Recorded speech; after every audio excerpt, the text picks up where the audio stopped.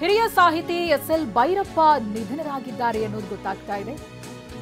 ಹಿರಿಯ ಸಾಹಿತಿ ಎಸ್.ಎಲ್. ಭೈರಪ್ಪ ಇನ್ನಿಲ್ಲ. ಸಾಹಿತ್ಯ ಕ್ಷೇತ್ರದಲ್ಲಿ ಇವರು ಮಾಡಿರುವಂತಹ ಸಾಧನೆ ಅದು ಅವಿಸ್ಮರಣೀಯವಾಗಿರುತ್ತೆ. ಆದರೆ ಈಗ ಹಿರಿಯ ಸಾಹಿತಿ ಭೈರಪ್ಪ ನಮ್ಮನ್ನ ಅಗಲಿದ್ದಾರೆ. ಅವರ ಸಾಹಿತ್ಯಗಳನ್ನ ಓದ್ತಾ ಇರುವಂತಹ ಲಕ್ಷಾಂತರ ಕೋಟ್ಯಾಂತರ ಅಭಿಮಾನಿಗಳಿದ್ದಾರೆ. ಇದೀಗ ನೆನಪಾಗಿ ಉಳಿದಿದ್ದಾರೆ ಎಸ್.ಎಲ್. ಭೈರಪ್ಪ.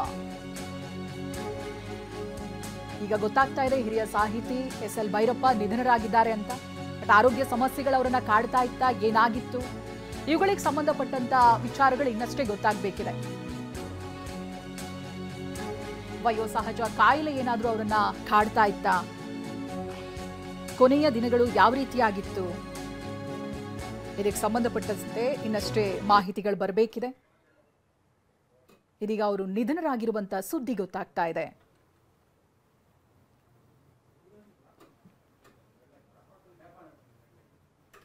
ಗಮನಿಸ್ತಾ ಇದ್ರೆ ಬಹುಶಃ ಅವರ ಸಾಹಿತ್ಯಗಳನ್ನ ಓದಿರೋವರಿಗೆ ಅವರ ಯೋಚನೆಗಳು, ಅಗಾಧವಾದಂಥ ಜ್ಞಾನ, ಇದರ ಅನುಭವ ಆಗಿರುತ್ತೆ. ಸಾಹಿತ್ಯ ಕ್ಷೇತ್ರದಲ್ಲಿ ಸಾಧನೆಯನ್ನ ಮಾಡಿರುವಂಥ ಹಿರಿಯ ಸಾಹಿತಿ ಎಸ್.ಎಲ್. ಭೈರಪ್ಪ ಇವತ್ತು ಕೋಟ್ಯಾಂತರ ಅಭಿಮಾನಿಗಳನ್ನ ಅಗಲಿದ್ದಾರೆ. ತಮ್ಮ ಯೋಚನೆಗಳನ್ನ ಸಾಹಿತ್ಯದ ಮೂಲಕ ಜನರ ಮನಸ್ಸಿಗೆ, ಮನೆಗಳಿಗೆ ತಲುಪಿಸ್ತಾ ಇದ್ದಂಥ ಅಗಾಧ ವ್ಯಕ್ತಿತ್ವ ಎಸ್.ಎಲ್. ಭೈರಪ್ಪ ಇವತ್ತು ಎಲ್ಲರನ್ನೂ ಅಗಲಿದ್ದಾರೆ.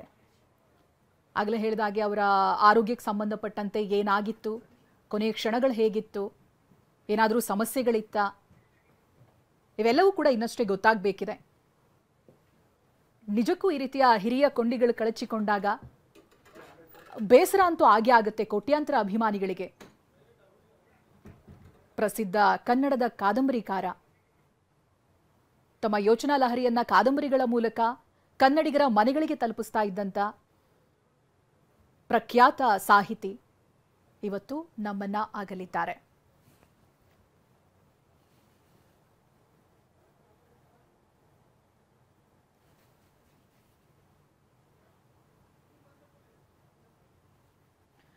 ಕನ್ನಡದ ಪ್ರಸಿದ್ಧ ಕಾದಂಬರಿಕಾರ ಎಸ್.ಎಲ್. ಭೈರಪ್ಪ ನಿಧನರಾಗಿರೋದು ಈಗ ಗೊತ್ತಾಗ್ತಾ ಇದೆ. ಗಮನಿಸಿರಬಹುದು, ಬಹಳಷ್ಟು ಜನ ಅಭಿಮಾನಿಗಳು ಅವರ ಕೃತಿಗಳನ್ನ ಓದಿರ್ತೀರಾ, ಕಾದಂಬರಿಗಳನ್ನ ಓದಿರ್ತೀರಾ. ಸಾಕಷ್ಟು ಕಾದಂಬರಿಗಳಲ್ಲಿ ಸಮಾಜದಲ್ಲಿ ಏನ್ ನಡೀತಾ ಇರುತ್ತಲ್ಲ, ಇವುಗಳ ಬಗ್ಗೆನೇ ಬರೆದಿರುವಂಥದ್ದು ಕೂಡ ನಾವು ಗಮನಿಸಬಹುದು. ಸಹಜತೆಯನ್ನ ಕಾದಂಬರಿಗಳಲ್ಲಿ ಕಾಯ್ದುಕೊಂಡಿರುವಂತಹ ಸಾಹಿತಿಯವರು ಎಸ್.ಎಲ್. ಭೈರಪ್ಪ.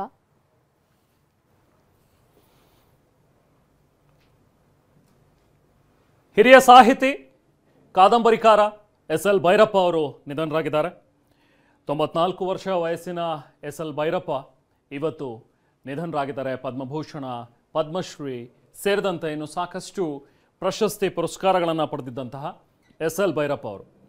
ಬಹುಶಃ ಎಸ್.ಎಲ್. ಭೈರಪ್ಪ ಅವರು ಎಲ್ರಿಗೂ ಕೂಡ ಚಿರಪರಿಚಿತರು. ಯಾಕಂದರೆ ಈಗಿನ ಜನ್ರೇಷನ್ ಅಥವಾ ಈ ಹಿಂದಿನ ಜನ್ರೇಷನ್ವರೆಗೂ ಕೂಡ ಕೆಲವೊಂದಷ್ಟು ಜನ ಕಾದಂಬರಿ ಓದುವಂಥವರಿಗೆ ಮಾತ್ರ ಇವರು ಪರಿಚಿತರು ಅಂತ ಹೇಳೋದಕ್ಕಾಗೋದಿಲ್ಲ. ಯಾಕಂದರೆ ಇವರ ಕಾದಂಬರಿಗಳು ಸಿನಿಮಾಗಳು ಕೂಡ ಆಗಿವೆ. ಸೊ ಹಾಗಾಗಿ ಸಹಜವಾಗಿ ಸಿನಿಮಾ ನೋಡುವಂಥವ್ರಿಗೂ ಕೂಡ ಎಸ್.ಎಲ್. ಭೈರಪ್ಪ ಅವರು ಪರಿಚಯ ಇದ್ದೇ ಇರ್ತಾರೆ. ವಂಶವೃಕ್ಷ ಆಗಿರ್ಬೋದು, ತಬ್ಬಲಿಯು ನೀನಾದೆ ಮಗನೇ ಆಗಿರೋದು, ಅಥವಾ ಮತದಾನ, ಅಥವಾ ನಾಯಿ ನೆರಳು, ಇಂತಹ ಹಲವಾರು ಸಿನಿಮಾಗಳು ಕೂಡ ಎಸ್.ಎಲ್. ಭೈರಪ್ಪ ಅವರ ಕಾದಂಬರಿಯನ್ನು ಆಧರಿಸಿ ಬಂದಂಥ ಸಿನಿಮಾಗಳು. ಜೊತೆಗೆ ಕೆಲವೊಂದಷ್ಟು ಸೀರೀಸ್ಗಳು ಕೂಡ ಬಂದಿದ್ವು, ಸೀರಿಯಲ್ಗಳು. ಅದರಲ್ಲಿ ಗೃಹಭಂಗ ಮತ್ತು ದಾತು ಅನ್ನುವಂಥ ಒಂದು ಸಿನಿಮಾ, ಅದು ಹಿಂದಿಯಲ್ಲೂ ಕೂಡ ಪ್ರಸಾರವಾಗಿತ್ತು. ಹೀಗೆ ಎಸ್.ಎಲ್. ಭೈರಪ್ಪ ಅವರ ಕಾದಂಬರಿಗಳು, ಅವರು ಬರಿತಾ ಇದ್ದಂಥ ರೀತಿ, ಅವರ ಬರವಣಿಗೆ, ಕೆಲವೊಮ್ಮೆ ನಿಷ್ಠುರವಾಗಿ ಮಾತನಾಡಿ ಕೆಲವೊಂದಷ್ಟು ವಿಚಾರಗಳ ಬಗ್ಗೆ ತಮ್ಮ ಸ್ಟ್ಯಾಂಡನ್ನು ತೆಗೆದುಕೊಳ್ಳುವ ಮೂಲಕ ಕಾಂಟ್ರವರ್ಸಿಗಳನ್ನು ಕೂಡ ಕ್ರಿಯೇಟ್ ಮಾಡ್ಕೊಂಡಿದ್ದಂಥವರು ಎಸ್.ಎಲ್. ಭೈರಪ್ಪ ಅವರು. ತಮ್ಮದೇ ಆದಂಥ ನೇರವಾದಂಥ ನುಡಿಗಳು, ತಾವು ಬರೆಯುವಂಥ ಕೆಲವೊಂದಷ್ಟು ಬರಹಗಳು, ಅದರಿಂದಾಗಿ ಕೆಲವೊಂದಷ್ಟು ಸಲ ವಿವಾದಕ್ಕೂ ಕೂಡ ಈಡಾಗಿದ್ರು. ಬಟ್ ಅದೆಲ್ಲವನ್ನು ಮೀರಿ ಬೆಳೆದಂತಹ ಒಬ್ಬ ವ್ಯಕ್ತಿತ್ವ ಅಂತ ಹೇಳಿದ್ರೆ ಅದು ಎಸ್.ಎಲ್. ಭೈರಪ್ಪ ಅವರು. 94 ವರ್ಷ ವಯಸ್ಸು, ಹಿರಿಜೀವ. ಇವತ್ತು ಎಸ್.ಎಲ್. ಭೈರಪ್ಪ ಅವರು ಈಗ ನಿಧನರಾಗಿದ್ದಾರೆ ಅನ್ನುವಂಥ ಒಂದು ಸುದ್ದಿ ಬಂದಿದೆ. ನಿಜ ದೊಡ್ಡ ಫ್ಯಾನ್ ಬೇಸನ್ನು ಹೊಂದಿದಂತಹ ಒಬ್ಬ ಸಾಹಿತಿ. ಯಾಕಂದರೆ ಕರ್ನಾಟಕದಲ್ಲಿ ಅತಿ ಹೆಚ್ಚು ಇವರ ಕಾದಂಬರಿಗಳನ್ನು ಓದಲ್ಪಡುತ್ತೆ ಅನ್ನುವಂಥ ಮಾತಿದೆ. ಜೊತೆಗೆ ಇಂಗ್ಲಿಷ್ಗೆ ಸೇರಿದಂತೆ ಅನೇಕ ಭಾಷೆಗಳಿಗೆ ಇವರ ಕಾದಂಬರಿಗಳು ತರ್ಜುಮೆ ಆಗಿದೆ. ಅದರಲ್ಲೂ ಪರ್ವ, ಮಹಾಭಾರತವನ್ನು ಒಂದು ಆಧುನಿಕ ದೃಷ್ಟಿಕೋನದಿಂದ ಅವರೇನು ಕತ್ಕೊಟ್ರು, ಮರುಕಥನ ಮಾಡಿದ್ರು. ಆ ಮಹಾಕೃತಿಗೆ ಓದ್ದವರಿಲ್ಲ, ಅದಕ್ಕೆ ಫ್ಯಾನ್ ಆಗದೆ ಇದ್ದಂಥವರಿಲ್ಲ. ಸಾರ್ಥ ಇರಬಹುದು, ಆ ಬುದ್ಧನ ಕಾಲಘಟ್ಟದ ಹಿನ್ನೆಲೆ ತಂದು ಕೊಟ್ಟದಿರ್ಬೋದು, ತಂತು, ಆವರಣ, ಹೀಗೆ ಪ್ರತಿಯೊಂದು ಬಹಳ ವಿಭಿನ್ನವಾಗಿ ಮೂಡುತ್ತೆ. ಅಂತಹ ಒಬ್ಬ ಮಹಾನ್ ಚೇತನ ಬೆಂಗಳೂರಿನ ಖಾಸಗಿ ಆಸ್ಪತ್ರೆಯಲ್ಲಿ ಚಿಕಿತ್ಸೆ ಪಡಿತಾ ಇದ್ರು. ರಾಜರಾಜೇಶ್ವರಿ ನಗರದಲ್ಲಿ ಭೈರಪ್ಪ ಕೊನೆಯುಸಿರೆಳೆದಿದ್ದಾರೆ. ಚಿಕಿತ್ಸೆ ಫಲಿಸದೆ SL ಭೈರಪ್ಪ ಕೊನೆಯುಸಿರು. ವಯೋಸಹಜ ಕಾಯಿಲೆಯಿಂದ ಅವರು ಬಳಲ್ತಾ ಇದ್ರು. ರಾಷ್ಟ್ರೋತ್ಥಾನ ಆಸ್ಪತ್ರೆಯಲ್ಲಿ ವಿಧಿವಶರಾಗಿದ್ದಾರೆ. 94 ವರ್ಷವಾಗಿತ್ತು. ಅವರು ಜೀವನದುದ್ದಕ್ಕೂ ಕೂಡ ಅವರ ಸಾಹಿತ್ಯದ ಮೂಲಕ ನಮಗೆ ಬಹಳ ದೊಡ್ಡ ಹೊಸ ಚಿಂತನೆಯನ್ನ, ಆಲೋಚನೆಯನ್ನ, ಲಹರಿಯನ್ನ ಕಟ್ಕೊಂಡಂತಹ ಒಂದು ದೊಡ್ಡ ಸಾಹಿತಿ. ಪ್ರತಿಯೊಂದು ಅವರ ಪುಸ್ತಕಗಳದು ಕೂಡ ಬಹಳ ದೊಡ್ಡ ಅಧ್ಯಯನ ಇರ್ತಿತ್ತು. ಹಾಗಾಗಿಯೇ ಅಷ್ಟು ದೊಡ್ಡ ಸಾಹಿತ್ಯ ಆಸಕ್ತರು ಅವರಿಗೆ ಅಭಿಮಾನಿಗಳಾದದ್ದು. ಅಂತಹ ಒಂದು ಸಾಹಿತ್ಯನ ಕಳ್ಕೊಂಡಿದ್ದೀವಿ. ವಯೋಸಹಜ ಕಾಯಿಲೆಯಿಂದ ಇವತ್ತು ಅವರು ನಿಧನರಾಗಿದ್ದಾರೆ. ಡೀಟೇಲ್ಸ್ ನಮ್ಮ ಪ್ರತಿನಿಧಿ ಕಿರಣ್ ನೀಡ್ತಾರೆ. ಕಿರಣ್, SL ಭೈರಪ್ಪ ಅವರು ನಿಧನರಾಗಿದ್ದಾರೆ ಅನ್ನುವಂಥ ಒಂದು ಸುದ್ದಿ ಈಗ ಹೊರಬಿದ್ದಿದೆ. ಮತ್ತಷ್ಟು ಅಪ್ಡೇಟ್ಸ್ ಏನಿದೆ ಅಂದರೆ, ತುಂಬ ದಿನದಿಂದ ಏನಾದರೂ ಅಡ್ಮಿಟ್ ಆಗಿದ್ರ, ಆಸ್ಪತ್ರೆಗೆ ಏನಾದರೂ ಅವ್ರು ದಾಖಲಾಗಿದ್ರ, ಕಾಯಿಲೆಯಿಂದ ಏನಾದರೂ ಬಳಲ್ತಾ ಇದ್ರ, ಏನು ಮಾಹಿತಿ ಇದೆ ಕಿರಣ್? ರೆಮಾನ್, ಈಗ ನಮ್ಗೆ ಸಿಕ್ಕಿರುವಂತಹ ಮಾಹಿತಿ ಪ್ರಕಾರ RR ನಗರದಲ್ಲಿರುವಂತಹ ರಾಷ್ಟ್ರೋತ್ಥಾನ ಆಸ್ಪತ್ರೆಯಲ್ಲಿ SL ಭೈರಪ್ಪ ಅವರು ಸಾವನ್ನಪ್ಪಿದ್ದಾರೆ ಅನ್ನೋ ಒಂದು ಮಾಹಿತಿ ಬಂದಿದೆ. ಈ ಸಂಬಂಧಪಟ್ಟಂತೆ ವೈದ್ಯರು ಈಗ ಅದಕ್ಕೆ ಈಗಾಗಲೇ ಈ ವಿಚಾರವನ್ನ ಅಧಿಕೃತವಾಗಿ ಮಾಡಿದ್ದಾರೆ. ಈ ಸಂಬಂಧಪಟ್ಟಂತೆ ಒಂದು ಸಾಹಿತ್ಯ ಲೋಕದ ಪದ್ಮಭೂಷಣ SL ಭೈರಪ್ಪ ಅವರು ಕಳೆದ ಕೆಲ ದಿನಗಳಿಂದ ಆಸ್ಪತ್ರೆಯಲ್ಲಿ ಚಿಕಿತ್ಸೆಗೆ ಇತ್ತು. ಅವ್ರಿಗೆ ಏಜ್ ಒಂದು ಫ್ಯಾಕ್ಟರ್ ಆಯಿತು. ಈ ಸಂಬಂಧಪಟ್ಟಂತೆ ಅಲ್ಲಿ ಟ್ರೀಟ್ಮೆಂಟ್ ಅನ್ನ ತಗೋತಾ ಇದ್ರು. ಅಂತಿಮವಾಗಿ ಈಗ ಅವರು ಈ ಒಂದು ಸಾಕಷ್ಟು ಸಾಹಿತ್ಯ ಲೋಕಕ್ಕೆ ಸಾಕಷ್ಟು ಕೊಡುಗೆ ಕೊಟ್ಟಿರುವಂಥದ್ದು ಗೊತ್ತಿರುವಂಥದ್ದೇ. ಈಗ ಉಳಿದಂತೆ ಈಗ ಅಧಿಕೃತವಾಗಿ ಏನು ಒಂದು ವೈದ್ಯರು ಇಲ್ಲಿ ಅಫಿಷಿಯಲ್ ಆಗಿ ಅನೌನ್ಸ್ಮೆಂಟ್ ಈಗಾಗಲೇ ಸಂಬಂಧಪಟ್ಟಂತೆ ಎಲ್ಲಾ ರೀತಿಯ ತಯಾರಿಯನ್ನು ಕೂಡ ಮಾಡ್ಕೊಂಡಿದ್ದಾರೆ. ಈಗ ಈ ವಿಚಾರವನ್ನ ಮುಂದೆ ಹೇಗೆ ಮಾಡಬೇಕು ಅನ್ನೋದು ಅವರ ಕುಟುಂಬಸ್ಥರ ಜೊತೆ ಎಲ್ಲ ಮುಂದಿನ ಹಂತದಲ್ಲಿ ಮಾತಾಡಿ ಮುಂದಿನ ಹಂತದ ಕಾರ್ಯಕ್ಕೆ ಮುಂದಾಗ್ತಾರೆ. Okay, thank you Kiran. ಮತ್ತೆ ಮಾತಾಡ್ತೇನೆ ನಾನು ನಿಮ್ಮ ಜೊತೆಗೆ. ಈಗ SL ಭೈರಪ್ಪ ಅವರು ಒಬ್ಬ ಸಾಹಿತಿ, ಕಾದಂಬರಿಕಾರ, ಅದರ ಜೊತೆಗೆ ಒಬ್ಬ ತತ್ವಜ್ಞಾನಿ ಅಂತ ಹೇಳಿದ್ರು ಕೂಡ ತಪ್ಪಿಲ್ಲ. ಯಾಕಂದರೆ ತುಂಬ ಅವರ ನಾವೆಲ್ಗಳಲ್ಲಿ ಇದರಲ್ಲೆಲ್ಲವೂ ಕೂಡ ಫಿಲಾಸಫಿಗಳನ್ನು ಹೇಳ್ತಾ ಇದ್ದಂಥವ್ರು SL ಭೈರಪ್ಪ ಅವರು. ನೀವು ಕೆಲವೊಂದಷ್ಟು ಕಾದಂಬರಿಗಳು ಹೇಳ್ತಾ ಇದ್ರಿ ಪ್ರತಿಮಾ. ಹಾಗೆ ಗೃಹಭಂಗ ಅವರ ಒಂದು ಕಾದಂಬರಿ, ಅದು ಸೀರಿಯಲ್ ಕೂಡ ಆಯಿತು. ಬಹುಶಃ ಯಾರು ಕೂಡ ಮರಿಲಿಕ್ಕಿಲ್ಲ. ಅದರಲ್ಲಿ ಈ ಹಳೆಯ ಒಂದು ಕಾಲದಲ್ಲಿ ಸುಮಾರು 1920ರ ಕಾಲಘಟ್ಟ ಅಲ್ಲಿ ಅವ್ರು ಮೆನ್ಷನ್ ಮಾಡ್ತಾರೆ. 1920ರ ಕಾಲಘಟ್ಟದಿಂದ ಆರಂಭವಾಗಿ 1960ರ ತನಕ ಒಂದು ಹಳ್ಳಿಯಲ್ಲಿ ಯಾವ ರೀತಿಯಾಗಿ ಇತ್ತು ಸಿಚುವೇಶನ್ಗಳು, ಒಂದು ಹೆಣ್ಣು ಮಗಳು ಅಲ್ಲಿ ಯಾವ ಯಾವ ಕಷ್ಟಗಳನ್ನು ಆಕೆ ಅನುಭವಿಸ್ತಾಳೆ, ತನ್ನ ಪತಿಯ ವಿರುದ್ಧ ಸಿಡಿದೇಳುವಂಥದ್ದು ಅಥವಾ ತನ್ನ ಅತ್ತೆಯ ವಿರುದ್ಧನೇ ಸಿಡಿದೇಳುವಂಥದ್ದು, ಅವರ ಕಟ್ಟುಪಾಡುಗಳು, ಅದನ್ನೆಲ್ಲವನ್ನು ವಿರೋಧಿಸುವಂತಹ ಒಬ್ಬ ಮಹಿಳೆ.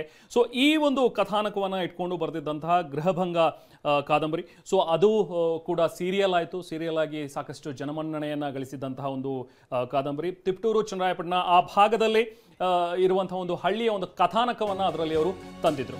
ಎಸ್, ಹಾಗೆ ಅವರ ಹಿನ್ನೆಲೆ ಗಮನಿಸ್ತಾ ಹೋದರೆ ಹಾಸನದ ಜಿಲ್ಲೆ ಚನ್ನರಾಯಪಟ್ಟಣದ ಸಂತೇಶ್ವರದಲ್ಲಿ ಅವರ ಜನನ.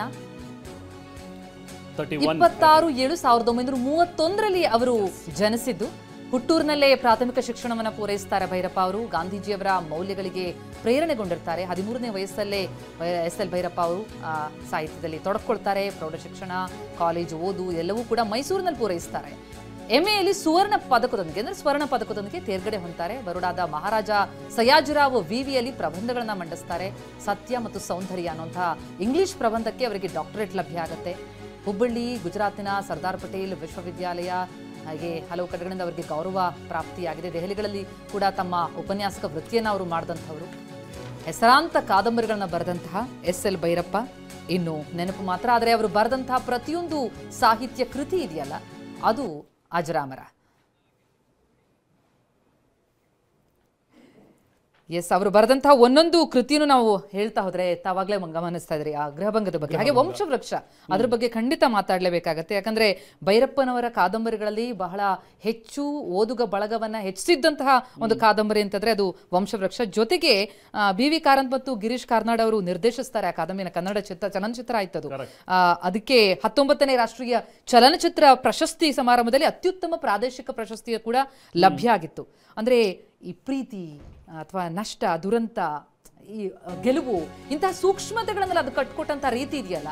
ಅವರ ಹೆಸರಾಂತ ಕಾದಂಬರಿಗಳನ್ನ ನಾವಿಲ್ಲಿ ಹೆಸರಿಸೋದಾದ್ರೆ, ನಾವಾಗಲೇ ಮಾತನಾಡಿದ್ವಿ, ಗೃಹಭಂಗ ಧಾರಾವಾಹಿ ಆಯ್ತು, ವಂಶವೃಕ್ಷ ಚಿತ್ರ ಆಯ್ತು, ನೆಲೆ, ಸಾಕ್ಷಿ, ನಾಯಿ ನೆರಳು, ತಬ್ಬಲಿಯು ನೀನಾದೆ ಮಗನೇ, ದಾಟು, ಧರ್ಮಶ್ರೀ, ಪರ್ವ, ಬಿತ್ತಿ, ಲಿಸ್ಟ್ ಬಹಳ ದೊಡ್ಡದಿದೆ. ಜೊತೆಗೆ ಯಾನ, ನಾವು ಬಹಳ ಲೇಟೆಸ್ಟ್ ಆಗಿ ಮಾತನಾಡ್ತಾ ಇದ್ರೆ ನಿಜಕ್ಕೂ ಅಂತರಿಕ್ಷ ಯಾನದ ಬಗ್ಗೆ ಅಲ್ಲೊಂದು ಕಥನ, ಅಲ್ಲಿ ನಿಜಕ್ಕೂ ಮಾನವೀಯ ಮೌಲ್ಯಗಳನ್ನ ಹೇಗೆ ಅಲ್ಲಿ ಕಟ್ಕೊಡುತ್ತೆ ಅನ್ನೋದನ್ನ ಬಹಳ ಅತ್ಯುತ್ತಮವಾಗಿ ಬಿಂಬಿಸಿದ್ರು. ಹಿಂದಿ, ಮರಾಠಿಯಲ್ಲೂ ಕೂಡ ಜನಪ್ರಿಯ ಆಗಿದೆ ಅವರ ಕಾದಂಬರಿಗಳು. ವಂಶವೃಕ್ಷ, ತಬ್ಬಲು ನೀನಾದೆ ಮಗನೇ ಚಲನಚಿತ್ರ ಆಗಿದೆ. ವಂಶವೃಕ್ಷಕ್ಕೆ ನಾನಾಗಲೇ ಹೇಳ್ತಾ ಇದ್ವಿ, ರಾಜ್ಯ ಸಾಹಿತ್ಯ ಅಕಾಡೆಮಿ ಪ್ರಶಸ್ತಿ ಸಿಕ್ಕಿದೆ. 75ರಲ್ಲಿ ದಾಟು ಕಾದಂಬರಿಗೆ ಕೇಂದ್ರ ಸಾಹಿತ್ಯ ಅಕಾಡೆಮಿ ಪ್ರಶಸ್ತಿ ಲಭ್ಯ ಆಯಿತು. ರಾಜ್ಯ ಹಾಗೂ ಕೇಂದ್ರ ಸಾಹಿತ್ಯ ಅಕಾಡೆಮಿ ಎರಡೂ ಪ್ರಶಸ್ತಿಗಳು ಕೂಡ ದೊರೆತಿದೆ. ಭೈರಪ್ಪನವರು ಬರೆದಿದ್ದಂತಹ ಪರ್ವ, ತಾವು ವಿವಾದ ಬಗ್ಗೆ ಮಾತನಾಡ್ತಾ ಇದ್ದೆ, ಅಂದ್ರೆ ಬಹಳ ಚರ್ಚಿತ ವಿಚಾರ ಆದಂಥದ್ದು ಪರ್ವ ಕಾದಂಬರಿ, ಬಹಳ ಚರ್ಚೆಗೊಳಗಾಗಿತ್ತು. ಮಹಾಭಾರತ ಕಥನವನ್ನ ಅಂದ್ರೆ ಅಷ್ಟು ಅದ್ಭುತವಾಗಿ ಅವರು ಕಟ್ಕೊಟ್ಟಿದ್ರು. ಅದರಲ್ಲಿ ಒಪ್ಪದಂತವ್ರು ಇದ್ದಾರೆ, ಒಪ್ಪದೇ ಇದ್ದಾರೆ, ಬೇರೆ ದೃಷ್ಟಿಕೋನ ಕಟ್ಕೊಂಡಂತವ್ರು. ಅಂತಹ ಒಬ್ಬ ಮಹಾನ್ ಸಾಹಿತಿ ಇನ್ನು ನೆನಪು ಮಾತ್ರ. ಆದ್ರೆ ತುಂಬು ಜೀವನವನ್ನ ನಡೆಸಿದಂಥವ್ರು, ಪದ್ಮಭೂಷಣ. ಅವರ ಪ್ರತಿಯೊಂದು ಸಾಹಿತ್ಯದ ಮೂಲಕ ಹೊಸ ಆಲೋಚನೆಯನ್ನ ಓದುಗರಲ್ಲಿ, ಕನ್ನಡಿಗರಲ್ಲಿ ತುಂಬಿದಂತಹ ಒಬ್ಬ ಮೇರು ಸಾಹಿತಿ. ಎಕ್ಸಾಕ್ಟ್ಲಿ. ಎಸ್, ನಾವು ಗೃಹಭಂಗದ ಬಗ್ಗೆ ಏನು ಮಾತಾಡ್ತಾ ಇದ್ವಿ, ಅದು ಚಲನಚಿತ್ರ, ಇನ್ಫ್ಯಾಕ್ಟ್ ಸೀರಿಯಲ್ ಆಗಿ ಅದನ್ನು ಮಾಡಿದ್ರು. ಗಿರೀಶ್ ಕಾಸರವಳ್ಳಿ ಅವರ ನಿರ್ದೇಶನದಲ್ಲಿ ಮೂಡಿಬಂದಂತಹ ಧಾರಾವಾಹಿ. ಇನ್ಫ್ಯಾಕ್ಟ್ ಸೌಂದರ್ಯ ಅವರು ಅದನ್ನು ಪ್ರೊಡ್ಯೂಸ್ ಮಾಡ್ತಾರೆ. ಈಗ ಲೇಟ್ ಸೌಂದರ್ಯ ಅವರು ಈಗ ನಿಧನರಾಗಿದ್ದಾರೆ. ಸೊ ಸೌಂದರ್ಯ ಅವರು ಆಗ ಈ ಒಂದು ಸೀರಿಯಲನ್ನು ಪ್ರೊಡ್ಯೂಸ್ ಮಾಡಿದಂಥವ್ರು. ಸೊ ಜೊತೆಗೆ ಇದು ಎಷ್ಟು ಖ್ಯಾತಿಯನ್ನು ಪಡ್ಕೊಂಡಿತ್ತು ಅಂತ ಹೇಳಿದ್ರೆ, ಗೃಹಭಂಗ ಕಾದಂಬರಿ 14 ಮೇಜರ್ ಭಾಷೆಗಳೇನಿದೆಯಲ್ಲ, ಭಾರತದ 14 ಭಾಷೆಗಳು, ಅದಕ್ಕೆ ತರ್ಜುಮೆ ಆಗುತ್ತೆ ಈ ಒಂದು ಕಾದಂಬರಿ. ನ್ಯಾಷನಲ್ ಬುಕ್ ಟ್ರಸ್ಟ್ ಅವರು ಅದನ್ನು ಟ್ರಾನ್ಸ್ಲೇಟ್ ಮಾಡಿಸ್ತಾರೆ. 14 ಲ್ಯಾಂಗ್ವೇಜ್ಗಳಲ್ಲಿ ಈ ಒಂದು ಪುಸ್ತಕ, ಈ ಒಂದು ಕಾದಂಬರಿ ಲಭ್ಯವಾಗುತ್ತೆ. ಪ್ರಮುಖವಾಗಿ ಅದರಲ್ಲಿ ಹಳ್ಳಿಗಾಡಿನ ಒಂದು ಸೊಗಡು, 1920ರ ಕಾಲಘಟ್ಟದಲ್ಲಿ ಹೇಗಿತ್ತು, ಆಗ ಒಬ್ಬ ಹೆಣ್ಣು ಮಗಳು ಏನೆಲ್ಲ ಸಮಸ್ಯೆಗಳನ್ನು ಎದುರಿಸ್ತಾ ಇದ್ಲು, ಆಕೆ ಮದುವೆಯಾಗಿ ಹೋದಂಥ ಸಂದರ್ಭದಲ್ಲಿ ಆಕೆಯ ಗಂಡನ ಮನೆಯಲ್ಲಿ ಕೆಲವೊಂದಷ್ಟು ಸ್ಟುಪಿಡ್ ಕಸ್ಟಮ್ಸು, ಈ ಥರದ ಒಂದಷ್ಟು ಆಚರಣೆಗಳು, ಸಂಪ್ರದಾಯಗಳು ಅನ್ನುವಂಥದ್ದನ್ನು ಹೆಸರಿನಲ್ಲಿ ಆಕೆಯ ಶೋಷಣೆ ಹೇಗೆ ನಡೆಯುತ್ತೆ, ಅದನ್ನು ವಿರೋಧಿಸಿ ಆಕೆ ಹೇಗೆ ಜೀವನವನ್ನು ಕಟ್ಕೊಳ್ತಾಳೆ ಅನ್ನುವಂಥ ಒಂದು ಕಥಾನಕವನ್ನು ಹೊಂದಿದ್ದಂಥ ಈ ಒಂದು ಕಾದಂಬರಿ. ಸೊ ನೆಕ್ಸ್ಟ್ ಅದು ಒಂದು ಸೀರಿಯಲ್ ಆಯಿತು, ತುಂಬಾ ಜನಮನ್ನಣೆಯನ್ನು ಪಡೀತು. ಅದೇ ರೀತಿ ಹಲವಾರು ಇವರ ಕಾದಂಬರಿಗಳು ಹಿಂದಿಗೆ, ಮರಾಠಿ ಭಾಷೆಗೆ ತರ್ಜುಮೆ ಆಗಿವೆ. ಸೊ ಹಾಗೆ ನೀವು ಮಾತಾಡ್ತಾ ಇದ್ದ ಹಾಗೆ ಪರ್ವ ಕಾದಂಬರಿ ಸಾಕಷ್ಟು ವಿವಾದವನ್ನು ಹುಟ್ಟಾಕಿದ್ದು. ವಿವಾದ ಅನ್ನೋದಕ್ಕಿಂತ ಒಂದು ರೀತಿ ಚರ್ಚೆಗೆ ನಮ್ಮನ್ನ ಒಡ್ತು ಅನ್ಬೋದು. ಅಫ್ಕೋರ್ಸ್ ಕೆಲವರು ಇದನ್ನ ವಿವಾದ ಮಾಡಿದ್ರು, ಈ ಥರದ್ದು ಯಾಕಂದ್ರೆ ನಾವು ಓದ್ಕೊಂಡು ಬಂದಂತಹ ಮಹಾಭಾರತನೇ ಬೇರೆ ಆಗಿತ್ತು, ನಾವು ನೋಡಿರುವಂತಹ ರೀತಿ. ಬಟ್ ಇವರು ಆ ಮಹಾಭಾರತವನ್ನು ಬೇರೆ ಒಂದು ದೃಷ್ಟಿಕೋನದಲ್ಲಿ ಕಟ್ಕೊಟ್ಟಂತಹ ರೀತಿಗೆ ಸಹಜವಾಗಿ ಕೆಲವೊಂದಷ್ಟು ಕಡೆ ವಿವಾದಗಳು ಉಂಟಾಗಿತ್ತು. ಹಾಗೆ ಯಾನ, ನೀವು ಮೆನ್ಷನ್ ಮಾಡ್ತಾ ಇದ್ರಿ ಪ್ರತಿಮಾ, ಆ ಯಾನದಲ್ಲಿ ಆ ಅಂತರಿಕ್ಷಕ್ಕೆ ಹೋದಂತಹ ಸಂದರ್ಭದಲ್ಲಿ ಒಂದು ಗಂಡು ಹೆಣ್ಣು ಇಬ್ಬರನ್ನ ಅಂತರಿಕ್ಷಕ್ಕೆ ನಾವು ಕಳಿಸ್ತೀವಿ. ಅಲ್ಲಿ ನೀವು ಹೇಳಿದ ಹಾಗೆ ಆ ಸಂಬಂಧಗಳು, ಮಾನವೀಯ ಮೌಲ್ಯಗಳು ಹೇಗೆ ಬರ್ತವೆ, ಅಥವಾ ಸರ್ವೈವಲ್ ಆಗೋದಕ್ಕೆ ನಾವು ಹೇಗೆ ಮಾಡಬೇಕು, ಮುಂದಿನ ಪೀಳಿಗೆಗೆ ನಾವು ನಮ್ಮ ಪೀಳಿಗೆ ಮುಂದುವರಿಬೇಕು ಅಂತ ಹೇಳಿದ್ರೆ ಅಲ್ಲಿ ಯಾವ ರೀತಿಯಾದಂತಹ ಒಂದು ವ್ಯವಸ್ಥೆಗಳಾಗತ್ತೆ. ಸೊ ಅಲ್ಲಿ ಅವರು ಜೀವನವನ್ನ ಕಟ್ಕೊಳ್ಳುವಂತಹ ರೀತಿ. ಸೊ ಆಗ್ಲೇನೆ ಅವರು ಆ ಅಂತರಿಕ್ಷದಲ್ಲಿ ಹೇಗೆ ನಡೆಯುತ್ತೆ, ಏನೇನು ನಡೆಯುತ್ತೆ ಅನ್ನುವಂಥ ಒಂದು ವಿಚಾರಗಳನ್ನ ಇಟ್ಕೊಂಡು ಆ ಕಾದಂಬರಿಯನ್ನ ಬರೆದಂಥದ್ದು. ಇತಿಹಾಸ, ಸಾಮಾಜಿಕ ನೆಲೆಗಟ್ಟು, ಜೊತೆಗೆ ಪ್ರೋಗ್ರೆಸಿವ್ ಚಿಂತನೆ, ಅದು ಭೈರಪ್ಪನವರನ್ನ ಬೇರೆ ಸಾಹಿತ್ಯಗಳಿಂದ ಭಿನ್ನ ಆಗಿಸುತ್ತೆ ಅನ್ಸುತ್ತೆ. ಮತ್ತೆ ನಾವು ಈ ವಂಶವೃಕ್ಷ ಕಾದಂಬರಿ ವಿಚಾರಕ್ಕೆ ಬರೋದಾದ್ರೆ, ಅದು ನಿಜಕ್ಕೂ ಬದುಕಿನ ಬೇರುಗಳನ್ನ ಶೋಧಿಸುವಂತಹ ಒಂದು ಕೃತಿ. ಯಾಕಂದ್ರೆ ಅಲ್ಲಿ ಬಹಳ ಸೂಕ್ಷ್ಮ ವಿಚಾರಗಳಿವೆ. ಅಲ್ಲಿ ಆಧ್ಯಾತ್ಮ ಇದೆ, ವಿಧವೆಯ ಮರುವಿವಾಹ ಇದೆ, ಜೊತೆ ಪ್ರೀತಿ ವಿಚಾರ ಇರಬಹುದು, ಅದಕ್ಕೆ ಸಂಬಂಧಪಟ್ಟಂತಹ ಆಗಿನ ಕಾಲದ ಕಟ್ಟುಪಾಡು, ಅದೆಲ್ಲವನ್ನ ಬಹಳ ಅದ್ಭುತವಾಗಿ ಅವರು ಚಿತ್ರಿಸಿದ್ದಾರೆ ತಮ್ಮ ಸಾಹಿತ್ಯದಲ್ಲಿ. ವಿಧವೆಯ ಮರುವಿವಾಹ ಅಂತಂದ್ರೆ ಆಗ ಮೂಗು ಮುರಿತಾ ಇದ್ದಂತಹ ಕಾಲ. ಅಂತಹ ಕಾಲಘಟ್ಟದಲ್ಲಿ ಅಂಥದ್ದೊಂದು ಕಾದಂಬರಿಯನ್ನ, ಅಲ್ಲಿ ಬರುವಂತಹ ಪಾತ್ರಗಳು ಹೇಗೆ ಈ ಸಮಾಜದ ಕಟ್ಟುಪಾಡನ್ನ ಮುರಿದು ಹೊಸ ಜೀವನಕ್ಕೆ ನಾಂದಿ ಹಾಡುತ್ತವೆ, ಅದನ್ನ ಬಹಳ ಅತ್ಯದ್ಭುತವಾಗಿ ಸಾಹಿತ್ಯದ ಮೂಲಕ ಇಡೀ ಸಮಾಜಕ್ಕೆ ತೆರೆದಿಟ್ಟಂಥವ್ರು. ಇದೇ ಈ ವಂಶವೃಕ್ಷ ಕಾದಂಬರಿ. ತಾವು ಹೇಳ್ತಾ ಇದ್ರೆ ಬೇರೆ ಬೇರೆ ಭಾಷೆಗಳಲ್ಲಿ ಅವರ ಕಾದಂಬರಿಗಳು ಅನುವಾದ ಆಗಿದೆ ಅಂತ. ತೆಲುಗುನಲ್ಲಿ, ಮರಾಠಿಯಲ್ಲಿ, ಹಿಂದಿ, ಉರ್ದು ಮತ್ತು ಇಂಗ್ಲಿಷ್ ಭಾಷೆಗಳಿಗೆ ಅನುವಾದಿಸಲಾಗಿದೆ. ಬಹಳಷ್ಟು ಪ್ರಶಸ್ತಿಗಳು, ಅಂದ್ರೆ ಕನ್ನಡ ಸಾಹಿತ್ಯ ಅಕಾಡೆಮಿ ಪ್ರಶಸ್ತಿಯನ್ನ ಕೂಡ ಅದು ದೊರಕಿಸಿಕೊಂಡಿರುವಂಥದ್ದು. ವಯೋಸಹಜ ಕಾಯಿಲೆಯಿಂದ ಭೈರಪ್ಪ ಅವರು ಬಳಲ್ತಾ ಇದ್ರು. ಆಗಸ್ಟ್ನಲ್ಲಿ ಅವರ ಹುಟ್ಟುಹಬ್ಬವನ್ನ ಆಚರಿಸಲಾಗಿತ್ತು. ಸಾಹಿತ್ಯ ವಲಯ ಅವರನ್ನ ಬಹಳ ನಿಜಕ್ಕೂ ಕಳೆದುಕೊಂಡಿದೆ. ಜೊತೆಗೆ ಪ್ರತಿಯೊಬ್ಬ ಕನ್ನಡಿಗರು ಕೂಡ ಅವರ ಒಂದಾದರೂ ಕೃತಿಯನ್ನ ಓದದೇ ಇದ್ದಂಥವ್ರು ಇಲ್ಲ ಅಂತ ಅನ್ಸುತ್ತೆ. ಎಸ್, ಮರವಿನ ಕಾಯಿಲೆಯಿಂದನೂ ಕೂಡ ಅವರು ಬಳಲ್ತಾ ಇದ್ರು ಅನ್ನುವಂಥ ಒಂದು ವಿಚಾರ. ಅಲ್ಝೈಮರ್ ಇತ್ತು ಅವರಿಗೆ ಅಂತ ಹೇಳಿ ಮೈಸೂರು ಬಿಟ್ಟು ಬೆಂಗಳೂರಿನಲ್ಲೇ ವಾಸ್ತವ್ಯವನ್ನು ಹೂಡಿದ್ರು ಭೈರಪ್ಪನವರು. ಇಲ್ಲೇ ಇರ್ತಾ ಇದ್ರು. ಹಿರಿಯ ಪತ್ರಕರ್ತ ವಿಶ್ವೇಶ್ವರ ಭಟ್ ಅವರ ಮನೆಯಲ್ಲೇ ಅವರು ಇದ್ದಿದ್ದು. ಇನ್ಫ್ಯಾಕ್ಟ್ 3 ತಿಂಗಳಿಂದ ಬೆಂಗಳೂರಿನಲ್ಲೇ ವಾಸವಿದ್ದಂತಹ ಭೈರಪ್ಪ ಅವರು ವಯೋಸಹಜ ಕಾಯಿಲೆಯಿಂದಲೂ ಕೂಡ ಬಳಲ್ತಾ ಇದ್ರು. ಇನ್ಫ್ಯಾಕ್ಟ್ ಅವರಿಗೆ ಆಲ್ಝೈಮರ್ ಆಗಿತ್ತು ಅಂತ, ಅಂದರೆ ಮರವಿನ ಕಾಯಿಲೆ ತುಂಬ ಬಾಧಿಸ್ತಾ ಇತ್ತು ಅನ್ನುವಂಥ ಒಂದು ವಿಚಾರ ಈಗ ಗೊತ್ತಾಗ್ತಾ ಇದೆ. ಹಾಗೆ ಆವರಣ ಕಾದಂಬರಿಯು ಕೂಡ ಅವರು ಬರೆದಂಥ ಹಲವಾರು ಕಾದಂಬರಿಗಳು ವಿವಾದಕ್ಕೆ ಯಾಕೆ ಈಡಾಗ್ತಾ ಇದ್ವು ಅಂತ ಹೇಳಿದ್ರೆ ಅವರ ಒಂದು ಬೇರೆ ರೀತಿಯಲ್ಲಿ ನೋಡುವಂತಹ ರೀತಿ, ಅವರು ಬರಿತಾ ಇದ್ದಂಥ ಒಂದು ಬರವಣಿಗೆಗಳು.